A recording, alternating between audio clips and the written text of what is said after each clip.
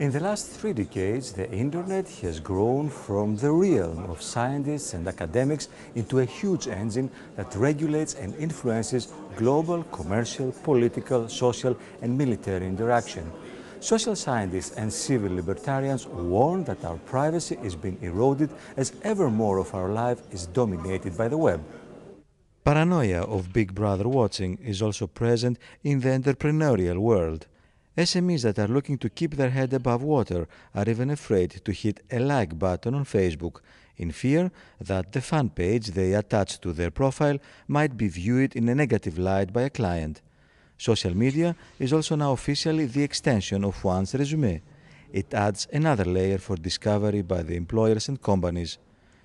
The use of social networks and search engines was the main topic of the discussion on the second day of the EPP study days in Madeira, and do we pay with our data for a free internet, the main question. A first answer by Angelika Niebler, EPP Group Chairwoman of the EPP Internet Working Group. I think the discussion today showed that, of course, with all the wonderful developments, we also find out that there are some risks. And one of the risks, for instance, is with regard to data protection. So you deliver a lot of data to a lot of companies without any control. You have to rely on what they're doing with your data. And the question is, as politicians, should, at least for the accountability, the state also have the chance to control in case it is found out that things that with the data they are not properly handled. Simon Hampton, the director of European Public Policy of Google, says that consumers are the driving force of the internet. They choose the services that they use. They always have a choice to go somewhere else.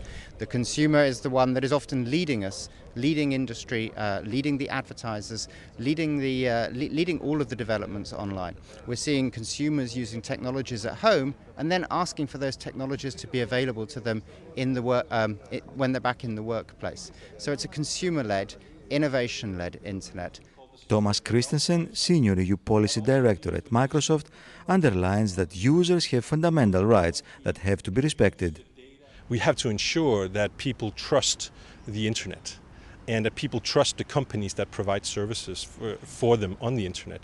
And that's why we at Microsoft make sure that when we design things, including Windows, including our online services, that we from the ground up design them with privacy in mind. It is ultimately important for the consumer that their privacy is respected and that there's transparency about what is happening to those data.